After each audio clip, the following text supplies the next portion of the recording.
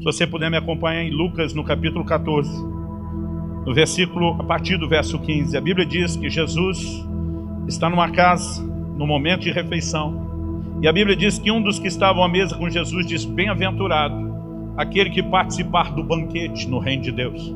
Outra tradução diz: aquele que comer no banquete no reino de Deus.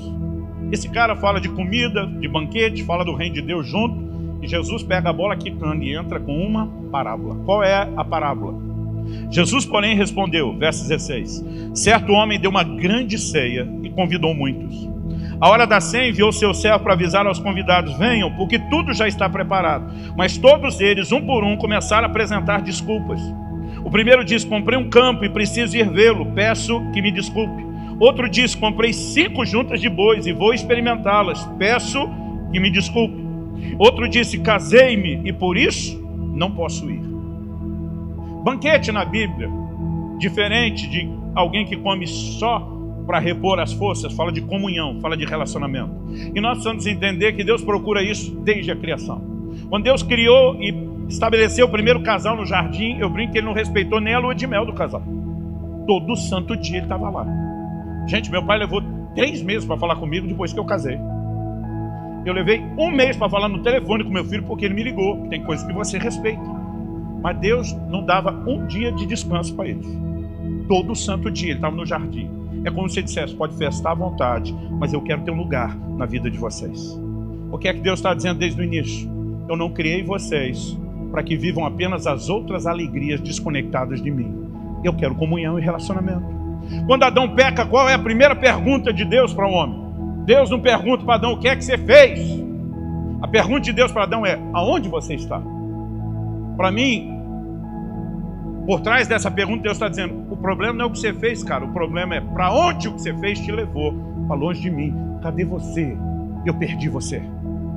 Agora, seria muita ingenuidade nossa acreditar que todo o plano de redenção é ativado só para remover a condenação de um pecado cometido, sem restaurar o nível de comunhão e intimidade que Deus planejou antes do pecado entrar. No entanto, o problema das distrações, e o que está girando aqui é o convite ao banquete, ou seja, nós não estamos falando apenas de salvação, mas do grande propósito por trás disso: deixa meu povo ir para que se conectem profundamente comigo.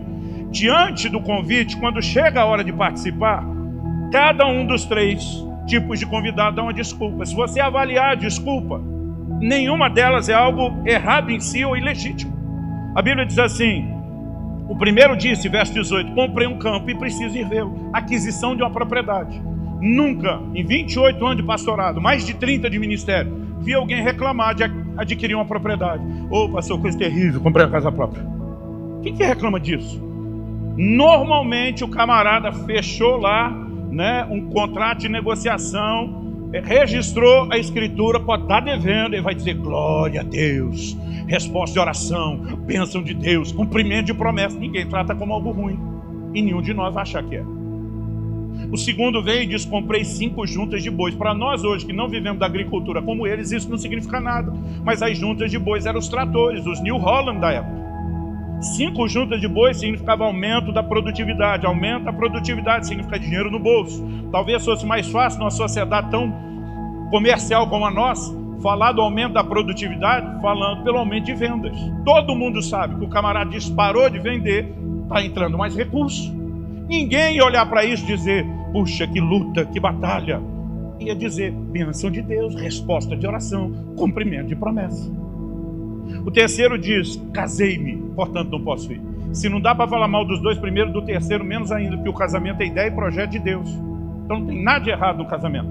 Errado é a escolha que alguns fazem de com quem casar, ou como viver aquele relacionamento. Mas quando você olha para cada um desses 3 casos, o problema não é o que eles estavam fazendo, era o lugar de importância que eles deram a isso. O problema não é casar, o problema não é adquirir a propriedade, o problema não é ter mais juntas de bois ou aumento da produtividade. É quando essas coisas se tornam tão importantes que o convite ao banquete perde a sua importância. Então aquilo que não é errado em si mesmo passa a ocupar um lugar errado na nossa vida.